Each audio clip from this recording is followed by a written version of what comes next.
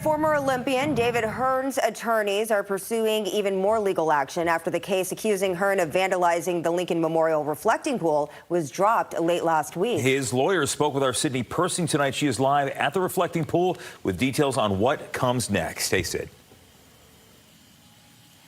Hey, so David Hearn's attorney made it exceptionally clear to me tonight his team is not done fighting for justice legally for their client. We also talked about how Mr. Hearn is doing, what he's thinking, how he's feeling. We have not heard from he himself since that case was dropped. Now, there's a lot to get into. We're going to go over all of that. But first, I just want to remind our viewers, it was on Friday when U.S. Attorney for D.C. Jeanine Pirro moved to dismiss that indictment against Hearn, saying in a filing that newly produced evidence showed the former Olympic canoeist was not, in fact, responsible for the damage to the pool's lining, but that it instead was shoddy repair work.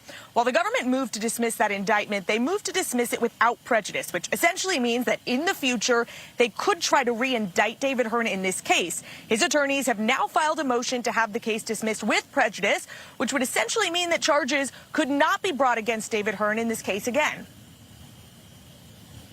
It's quite clear, the facts of the case. It's quite clear that the government has acted in bad faith.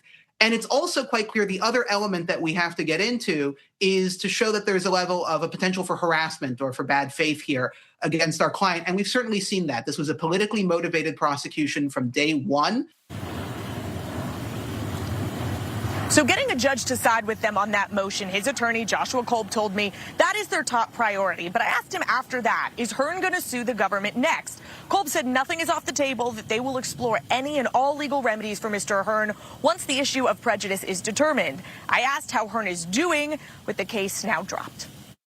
He's relieved. Obviously, it's quite a harrowing ordeal, honestly, to sit back and see the president of the United States saying that you should be in prison for 10 years, to have the president of the United States say things about you that are completely unjustified and untrue, malign your character, and be thrown into the tumult of the criminal justice system. That's quite an awful ordeal. And so he is relieved about that. I will say, though, he remains concerned about what he's gone through and what other Americans have gone through who have been victimized by the United States federal government and the Department of Justice.